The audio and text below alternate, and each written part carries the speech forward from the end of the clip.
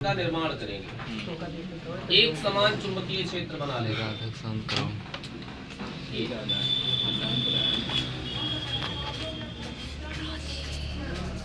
ये एक समान चुंबकीय क्षेत्र को प्रदर्शित कर रहा है, ठीक है।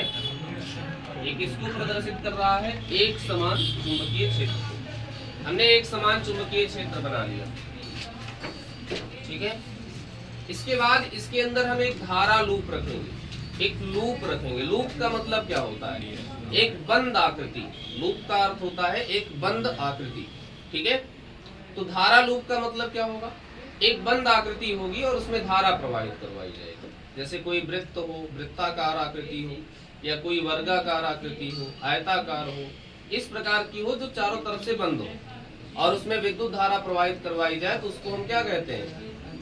उसको कहते हैं धारा लूप, ठीक है।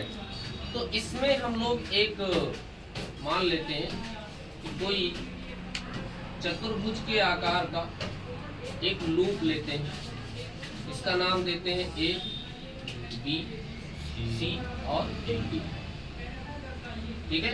एक लूप है, इस लूप में हम विद्युत धारा प्रवाहित करवा रहे हैं। विद्युत धारा बह रही है इसमें, सपोज करो कि आई धारा बह रही है। मान लेते हैं कितनी धारा बह रही है? आई धारा बह रही है।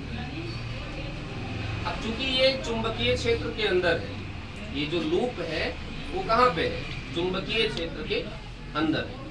चुंबकीय क्षेत्र के अंदर हम लोगों ने अभी पिछले डेरिवेशन में पढ़ा था कि अगर हमारे पास कोई चुंबकीय क्षेत्र हो, उसके अंदर कोई चालक हो, तो उस चालक के ऊपर एक बल लगता है। अगर उसमें धारा बह रही हो चालक में, तो उसके ऊपर एक बल कार्य करता है जो F बराबर I VL sin थीटा के बराबर होता है। क्या ये सही बात है? सही बात है ना, कि जब कोई चालक किसी चुंबकीय क्षेत्र के अंदर रखा हो और उसमें I धारा प्रवाहित करवाई जा रही हो या उसमें धारा प्रवाहित करवाई जा रही हो, तो उसके अंदर एक बल कार्य करने लगता है जो I VL sin थीटा के बराबर होता है। इस बात को हमने प्रूफ भी किया था, ठीक है। F बराबर I VL sin थीटा हमने सिद्ध किया था, है ना। तो ये F बराबर I VL sin थीटा कौन सा बल होता है? किसी चालक पर लगने वाला बल होता है, और वो चालक कहाँ होना चाहिए? चुंबकीय क्षेत्र के अंदर होना चाहिए। अगर हम इसको देखें तो भाई चुंबकीय क्षेत्र के अंदर 1, 2, 3, 4 चार भुजाएं हैं, चारों भुजाएं चुंबकीय क्षेत्र के अंदर है। अच्छा, मान लेते हैं कि इसकी लंबाई A है और इसकी जो चौड़ाई है वो B है। मान लेते हैं, कुछ भी मान सकते हैं। लंबाई A है और चौड़ाई B है। तो अगर ये A है तो ये भी A और ये B है तो ये भी है, ठीक है। अब यहाँ पर इसके ऊपर जो बल कार्य करेगा, बल जो इनके ऊपर कार्य करेगा वो कितना करेगा? देखो F बराबर I sin, ये तो थीटा पर डिपेंड करेगा कितना बल कार्य करेगा, और लंबाई पर डिपेंड करेगा, चुंबकीय क्षेत्र पर डिपेंड करेगा, धारा पर डिपेंड करेगा, इन सब चीजों पर निर्भर करता है बल। तो यहाँ पे अगर हम बात करें तो जैसे कि AB पर कितना बल लग रहा है पहले ये पता कर लिया जाए, फिर BC पर कितना बल लग रहा है ये पता कर लिया जाए, फिर CD पर कितना बल लग रहा है ये पता कर लिया जाए, और फिर AD पर कितना बल लग रहा है ये पता कर लिया जाए।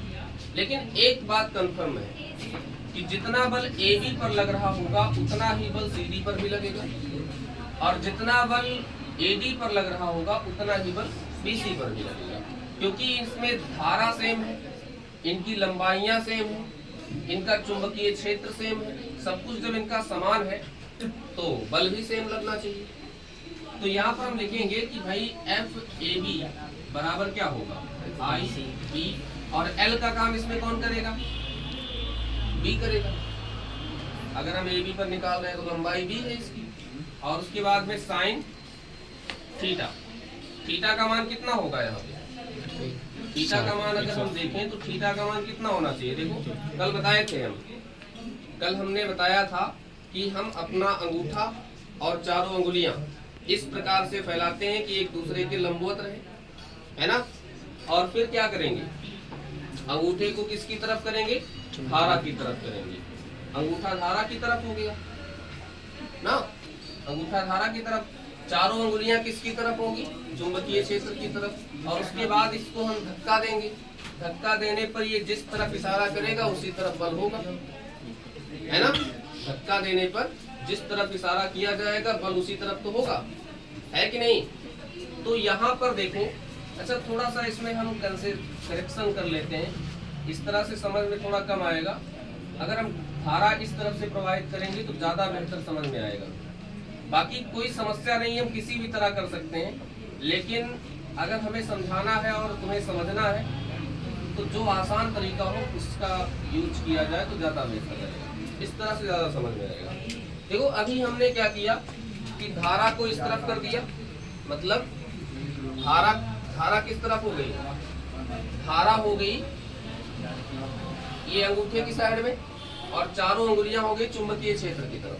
उसके बाद धक्का देंगे तो किस तरफ आएगा, नीचे की तरफ। मतलब इस चालक के ऊपर जो बल कार्य करेगा वो किधर करेगा, नीचे की साइड में करेगा, है ना। सेम उसी तरह इसके ऊपर जो बल कार्य करेगा वो किधर करेगा। देखो हमने अंगूठा को कर दिया किसकी तरफ, अंगूठा को कर दिया धारा की तरफ, चारों अंगुलियां कर दिया चुंबकीय क्षेत्र की तरफ जो कि अंदर की ओर।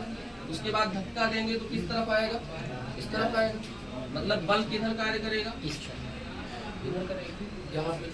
और अगर इसमें बल इधर कार्य कर रहा है तो निश्चित रूप से इसमें बल इधर कार्य करेगा। चाहे तुम इसको भी प्रयोग करके देख सकते हो, है ना, क्योंकि धारा इसमें अपोजिट डायरेक्शन में बह रही है। तो अगर इधर धारा जाने पर इस तरफ बल कार्य कर रहा है तो इधर धारा आने पर किस तरफ करेगा, और सेम उसी तरह यहाँ भी होगा।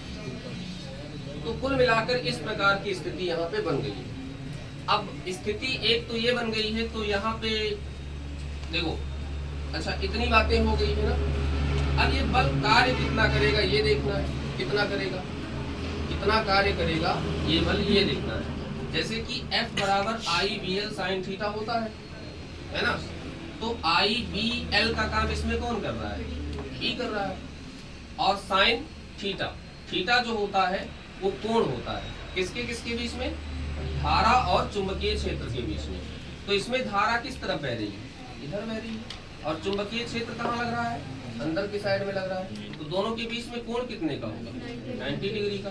तो FAB बराबर कितना हो जाएगा, IB और B, ठीक। उसी तरह जितना बल AB पर लगेगा उतने बल किस पर लगेगा, CD पर भी लगेगा, जितना बल इस पर लगेगा उतना इस पर भी लगेगा। तो FCD हो जाएगा। FCD भी कितना होगा, IB, लेकिन यहाँ माइनस लगाएंगे, क्यों, क्योंकि अपोजिट डायरेक्शन है ना। अगर इधर बल IBB लग रहा है तो इधर माइनस IBB लगेगा। अगर हम इधर IBB मान रहे हैं तो इधर माइनस IBB होगा। मतलब एक प्लस एक माइनस करना होगा, तुम चाहे जिसको प्लस जिसको माइनस कर सकते हो। बाकी परिमाण में दोनों बल सेम ही होंगे। सेम उसी तरह इसके ऊपर जो बल लगेगा FBC, मतलब BC पर जो बल लगेगा वो कितना लगेगा, सूत्र वही लगाओगे IBL sin थीटा। तो भाई L का काम इसमें कौन करेगा, A करेगा, इसकी लंबाई A मानी गई है। और साइन थीटा का मान यहाँ भी 90 अंश है, क्योंकि धारा इधर नीचे की तरफ बह रही है, चुंबकीय क्षेत्र अंदर की साइड में है, दोनों के बीच का कोण 90 है। तो FBC का मान भी कितना हो जाएगा, IAB हो जाएगा। और सेम वही मान FAD का होगा, माइनस IAB। तो यहाँ पे अगर देखा जाए ध्यान से तो बल तो इसके ऊपर चारों साइड में लग रहे हैं। इस भुजा पे भी लग रहा है, इस भुजा पे भी लग रहा है, इस पर भी लग रहा है, इस पर भी लग रहा है, बल लग रहा है। लेकिन अगर इन सभी बलों को जोड़ा जाए तो उसका आंसर कितना आ जाएगा, शून्य आ जाएगा। कैसे शून्य आ जाएगा, जितना बल इधर लग रहा है उतने इधर भी लग रहा है। इधर वाला प्लस है, इधर वाला माइनस है, जुड़ने पर क्या हो जाएंगे, जीरो। इधर वाला प्लस है, इधर वाला माइनस है, जोड़ने पर जीरो। तो अलग अलग तो ये जीरो नहीं है, लेकिन जब इनको जोड़ा जाता है तो इनका टोटल बल क्या होता है, बल का जो परिणामी होता है वो शून्य हो जाता है। इसका मतलब ये हुआ कि जैसे अगर हमारे पास ये किताब है, ऐसे ये रखी हुई है कहीं, इसको ऊपर जितना खींचा जाए उतने नीचे भी खींचा जाए तो क्या ये ऊपर नीचे हो पाएगी, नहीं हो पाएगी। तो जितना ऊपर की तरफ खींचा जाए उतने नीचे की तरफ भी खींचा जाए तो एक जगह पे रखी रहेगी। बल लगाया जा रहा है दोनों साइड से, लेकिन इनका परिणामी बल क्या हो जा रहा है, शून्य हो जा रहा है। उसी तरह अगर इधर से जितना इधर से खींचा जाए उतना इधर से खींचा जाए तो ये कहीं नहीं जाएगी, एक जगह पे रहेगी, मतलब इनका परिणामी बल जीरो। कुछ उसी तरह की स्थिति यहाँ पे बन गई है। बल तो इनके ऊपर चारों तरफ से लगाया जा रहा है, लेकिन इनका टोटल बल जो हो जा रहा है वो शून्य हो जा रहा है, जिसके कारण ये किसी भी तरफ मूव नहीं कर पा रही। फिर हम लोग क्या करते हैं, इसमें एक परिवर्तन करते हैं। ये जो हमारे पास लूप है इसको थोड़ा सा हम तिरछा कर देते हैं, तिरछा करके रखते हैं। ये जो सीधा रखा हुआ है इसको हम क्या करेंगे, थोड़ा सा तिरछा करके रखेंगे। फिर से इसका फिगर बना लेंगे एक बार इसका फिगर पे, इसमें कोई परिवर्तन नहीं किया गया है। जो लूप पहले था वही लूप अब भी है। जितनी धारा उसमें पहले बह रही थी वही धारा उसमें अभी भी बह रही है। जितनी उसकी लंबाई चौड़ाई पहले थी वही अब भी है। कोई परिवर्तन नहीं हुआ है, लूप वही है, चुंबकीय क्षेत्र भी वही है। बस हमने क्या किया कि उसकी स्थिति को थोड़ा चेंज कर दिया। ऐसे रखा हुआ था उसको ऐसे कर दिया। जब ऐसी स्थिति बना दी जाती है तो कोण परिवर्तित होता है, हमारा कोण बदलता है। और जब कोण ऊपर लगेगा उतने नीचे लगेगा, तो ये दोनों बल एक दूसरे से निरस्त होकर जीरो हो जाएंगे। लेकिन बात जब इन दोनों की जाएगी तो इनको तो घुमा दिया गया है ना, तो अब इसके ऊपर बल इस तरफ लगेगा और इसके ऊपर बल इस तरफ लगेगा। ठीक है, तो एक बार ये आधा इधर घुमाएगी, ये देखो आधा इस तरफ घुमाएगी और ये आधा उस तरफ घुमाएगी, घूम जाएगी। देखो आधा ये घुमा देगी इस कुंडली को और आधा ये घुमा देगी, मतलब घूर्णन होने लगेगा। अब इस स्थिति को हम समझाना चाहेंगे यहाँ पे। देखो पहले हमारी कुंडली ऐसे मतलब बिल्कुल सीधी थी, थोड़ा बड़ा करके दिखाया जा रहा है। यहाँ इतनी बड़ी हमने कुंडली नहीं बनाई थी, लेकिन थोड़ा बड़ा करके दिखाया जा रहा है। ये देखो ये जो सिरा था पहले बिल्कुल सीधा था, है ना। अब इसको थोड़ा सा क्या किया गया है, घुमा दिया गया है। तो पहले कोई कुंडली ऐसे रखी थी, अब उसको ऐसे रख दिया गया, तो वही उसका आधार जो था वो इस तरह से हो जाएगा, हो जाएगा कि नहीं। उसका आधार जो है वो हो जाएगा इस तरह से। भाई पहले कुंडली ऐसे रखी थी तो उसका आधार यहाँ था, देखो ये पहले ऐसे थी ना, तो आधार ये था उसका, एकदम सीधा था। अब इसको ऐसे घुमा दिया गया तो आधार ऐसे होंगे, है ना। लेकिन है तो वही ना, कितना था, बी था, कितना था आधार, बी था। तो बी था तो ये इतना क्या होगा, बी बाई, और ये क्या होगा, ये भी बी बाई 2 है ना, बी बाई 2 होगा। अब देखो यहाँ पे अगर कोण थीटा बन रहा है तो यहाँ पर भी कोण कितना बनेगा, थीटा बनेगा, थीटा कोण बनेगा। अब थीटा कोण बनेगा तो इस पर एक लंब भी डाला जाता है, एक लंब डाला जाएगा ऐसे। जब लंब डालेंगे तो ये दो घटकों में बढ़ जाएगा। देखो ये भी b बाई 2 था और ये भी कितना था, क्योंकि वही चीज जो यहाँ थी वही चीज यहाँ पे भी, कुंडली वही है। पहले सीधी रखी थी, बाद में इसको तिरछा करके रखी, तो इसको हटा दो क्योंकि नई स्थिति अब ये बन गई है।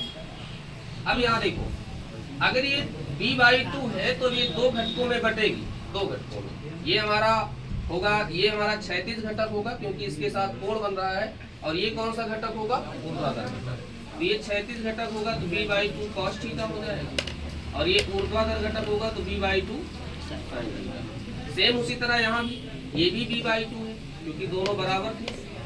तो ये हमारा क्षैतिज घटक होगा मतलब b बाई 2 cos थीटा, और ये हमारा कौन सा घटक होगा, ऊर्ध्वाधर घटक, b बाई 2 sin थीटा।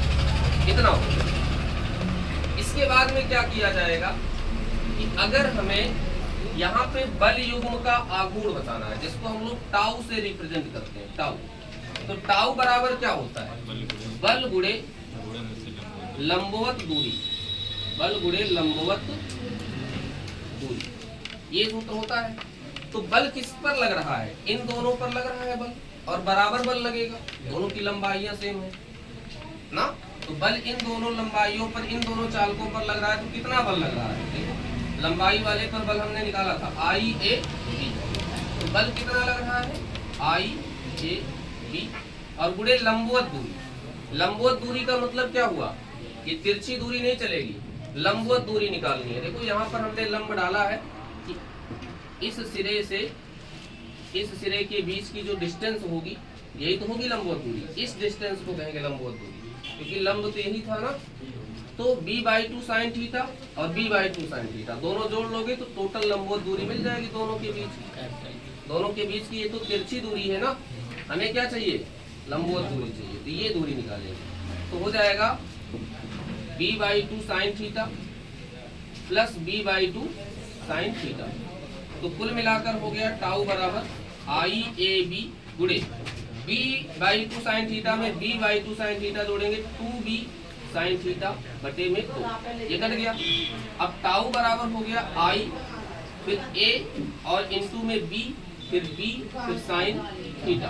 अच्छा, A लंबाई थी, B चौड़ाई थी, तो लंबाई गुणे चौड़ाई किसका सूत्र होता है, क्षेत्रफल का। तो टाउ बराबर हो जाएगा I, इसकी जगह क्षेत्रफल लिख सकते हैं A B साइन थीटा। ये हमारा फाइनल रिजल्ट होता है। अच्छा, अगर इसमें फेरों की संख्या भी रहेगी कुंडली में, लूप में, तो टाउ बराबर कितना हो जाएगा, NIAB साइन थीटा। फेरों की संख्या तो जहां भी रहती है वहीं पर ऐड कर दिया जाता है। तो फाइनली हमारा रिजल्ट होगा टाउ बराबर NIAB साइन थीटा। बस हो गया।